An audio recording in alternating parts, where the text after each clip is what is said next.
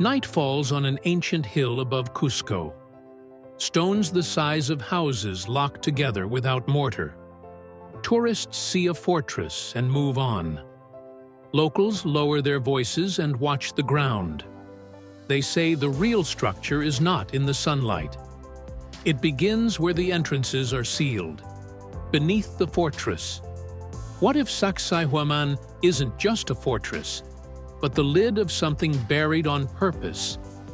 Beneath the massive stones are tunnels no one is allowed to enter, magnetic quirks that confuse compasses, and rumors of chambers that run for miles. Long before radar, local legends spoke of hidden rooms, endless passages, and doorways to secrets the surface was never meant to see.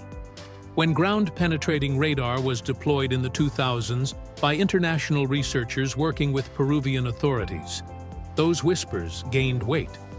Beneath the zigzag megalithic walls, scans showed anomalies, deep voids, angled chambers, and what looked like carved tunnels stretching downward and outward from the plateau. Beneath the Muy Marca Tower, a central circular foundation that still baffles historians, imaging suggested hollowed corridors cut through solid bedrock, some dropping several meters in sharp, straight lines that don't occur naturally. The substructures didn't look accidental. They looked made and hidden. Several known entrances, especially near the Chincana Grande, the Great Labyrinth, were officially sealed by the government in the early 20th century. Cusco archives describe young explorers who entered over the years, with some never returning. A chilling case in 1923 involved a teenager whose disappearance triggered panic and emergency closures. Afterward, only a partially collapsed interior wall and scorch marks inside a sealed cavity were found. No official explanation followed. Even more startling is the claim that some tunnels run from Sacsayhuaman to Coriconcha, the former Temple of the Sun in central Cusco, more than 2 kilometers away. That is not just ambition, it is precise subterranean planning. Some believe the Incas reused far older structures built by a lost civilization, pointing to echoes of Egypt's underground vaults, or megalithic pre-Incan sites like Anaco in Bolivia.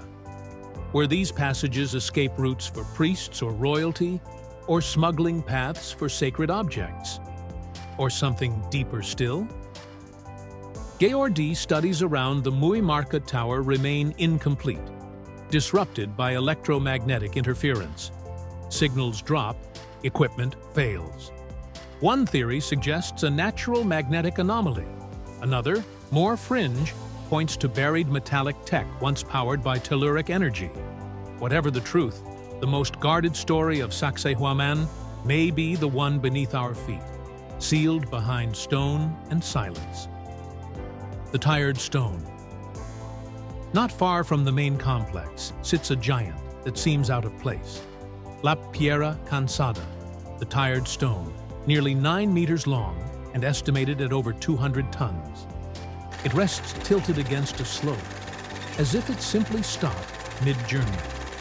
Legend says thousands of Inca laborers hauled it from a quarry miles away until it slipped, rolled, and crushed an entire procession. Afterward, the stone was said to be cursed, and the place where it halted became taboo. But the mystery deepens behind it. Partly buried by landslide rubble and overgrowth is what looks like an ancient cutout in the earth. Early 20th century explorers claimed it was once a formal entrance, large enough to walk through, leading into a vast tunnel beneath the Chiana rock formation. Spanish chronicles from the 16th century, including Garlaso de la Vega and Cisa de Leon, describe a grand subterranean route from this point to the hidden vaults of Coriconcha and the golden statues within. To some, the stone didn't stop randomly. It was placed to seal something important. In 1989, local and German researchers attempted to excavate around the Tired Stone. Unpublished notes from the Cusco Historical Society describe a man-made cavity nearly 4 meters deep, with tool marks on the inner walls and what appeared to be the start of a stairway. Days into the dig, it was abruptly halted, officially for safety and hillside instability. Unofficially, rumors spread of inscriptions and symbols not in Quechua or Spanish, but something older. No photos were released. A 1996 infrared aerial scan reportedly showed unnatural thermal readings beneath the stone, suggesting a hollow chamber below. Even so, no modern project has been approved to return. Some say the hesitation is about protecting a sacred site. Others say it's about control, keeping what lies beneath sealed off, permanently. Older than the Incas, the underground mystery grows darker when engineers and limited erosion exposures reveal what lies under Sacsayhuaman's visible walls. These are not simple foundations. Beneath the zigzag megaliths sits a buried tier of construction that looks older and rougher, yet somehow even more massive. In several exposed sections, the lowest stones are larger than those above, deeply anchored into bedrock, laid out in patterns that do not match classic Inca masonry. It breaks a basic expectation. The Incas refined their stonework over time, not the reverse. Geologist Dr. Kurt Halle, studying bedrock stratigraphy in the late 20th century, noted that some lower stones appear cut directly into living rock, as if the builders shaped the mountain itself instead of stacking blocks. Tool marks on buried stones differ from the surface, broader, deeper, lacking the rhythmic hammering patterns linked to Inca dressing. More puzzling, some foundation stones seem placed before the upper hill was fully formed, suggesting the terrain may have been reshaped after construction began. This fuels the most controversial theory, that the Incas inherited an ancient core and built upward, reinforcing and repurposing something far older. Similar layering has been observed at Antitombo and Pumapuku, where refined Inca masonry sits atop cruder, deeply embedded megaliths that resist precise dating. In some cases, organic material for carbon dating is absent, leaving the lower layers effectively time-locked. Adding to it, drainage channels carved into these buried levels look far more advanced than simple runoff control. Some slope inward, directing water underground instead of away. Engineers suggest they could regulate pressure, prevent seismic liquefaction, or move water through subterranean chambers below. That raises a hard question. Why spend such effort on systems meant to stay hidden? Quechua elders have long said Sacsayhuaman was built from the inside out, dismissed by early Spanish chroniclers as superstition, until geology and engineering make the phrase sound uncomfortably literal. The breathing stones. One layer of Sacsayhuaman's mystery isn't underground at all. It's in the air around the stones. Visitors and researchers report unusual acoustics between the zigzag walls. Claps, chants, and footsteps don't fade as expected. They bounce, echo, and distort, as if the walls amplify them.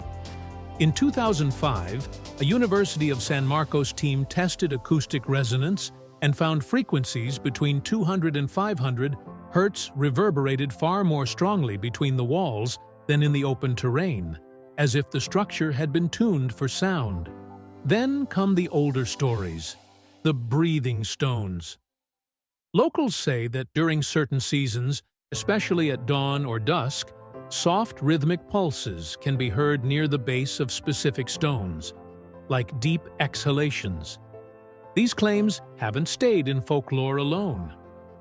In 2018, a National Geographic-supported expedition recorded low-frequency vibrations near the Cocha area that fluctuated in a slow, wave-like rhythm, though officially dismissed as wind interacting with stone pores.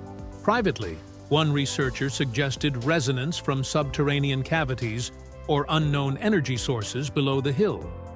That speculation revives older theories mainstream archaeology rejects. Some believe Sacsayhuaman is not merely built near a fault line, but interacting with it. The deliberate choice of stone types, limestone above and 8 below, the interlocking designs, and the acoustic behavior may not be just religious or aesthetic, but functional. Could the stones have been arranged to harness low-frequency seismic vibrations? Andean myths speak of stones that spoke, stones that came alive when called upon. Is it symbolic poetry or a veiled description of physical effects? Dr. John D. Earls, a researcher in Andean cosmology, once theorized some Inca sites were aligned with Earth energy paths, like ley lines, codes in stone and sky. If tunnels and resonance weren't enough, Sacsayhuaman also carries a sky map most visitors miss. In 2016, archaeoastronomer Ju Magli of the Polytechnic University of Milan reported that parts of the complex align closely with solar events, especially solstices and equinoxes. From key observation points during the June or December solstice, the sun appears to rise or set behind specific stone outcrops or towers that seem random until those dates arrive. Quechua traditions preserved by descendants of Inca, astronomer priests describe the House of the Sun not as symbol, but as working calendar. The zigzag walls may mirror not only lightning, but the movement of the sun's shadow across the valley. On certain days, shadows fall at precise angles, pointing toward distant peaks or caves, some linked to water channels, carved thrones, or ceremonial platforms, tools for forecasting planting and harvesting down to the week. The pattern becomes clearest from above, or when reconstructed with aerial LIDAR imagery. What unsettles researchers is the overlap between these alignments and what lies below. Several surface lines point toward bricked-up entrances or underground voids detected by radar. That has sparked bold theories, encoding time and space to gather surface stones, tracking the heavens, while subterranean passages tracked something else. Perhaps water movement, seasonal temperature shifts, or seismic patterns. Ancient Andean myth speaks of the Pacha Codi, a cosmic cycle that resets the world every few thousand years with celestial change. Could buried parts of Sacsayhuaman be a timekeeping vault, a coded message aimed at the future? Even early Spanish chronicles noted the Inca priesthood kept records not on paper, but in stars and stone.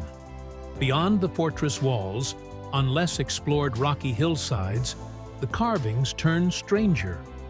Natural outcrops are cut into crisp geometry, staircases to nowhere, deep rectangular slots, flat platforms, symmetrical hollows often remote, steep, and detached from any clear structure.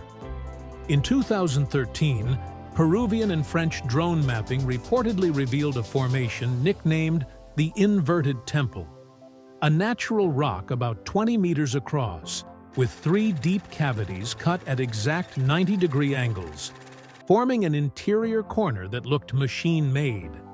Carved into hard andesite, some edges were described as sharper than Bronze Age tools should achieve, with smoothness compared to modern lathwork, though no such equipment existed in pre-Columbian times. Some hollows also feature bosses, small rectangular knobs left on otherwise smooth surfaces, matching features seen at ancient sites in Egypt and Turkey, especially places like Saqqara and Hausa. Their purpose remains debated: lifting points, measuring guides, or symbolic markers in construction coordination over distance. No theory explains why they appear only on certain blocks, and often in patterns, as if part of a code. Nearby are platforms cut with narrow, straight grooves running for meters.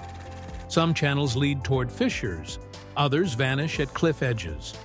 Were they ceremonial tracks for liquid offerings, rainwater control, or something more complex, water pressure resonance, even energy? Erosion shows heavy water action here, but not a full explanation for the design. Then there is magnetism. Over the past 2 decades, researchers and visitors have reported compasses failing near certain stones, especially around central tower foundations and the massive outer walls. Needles spin, lock, or point somewhere that matches neither true nor magnetic north. In 2008, Peruvian geophysicists and Kyoto University researchers tested the anomaly with high-sensitivity magnetometers and recorded sudden field fluctuations near specific stones, particularly those with higher iron-rich and Psi-T.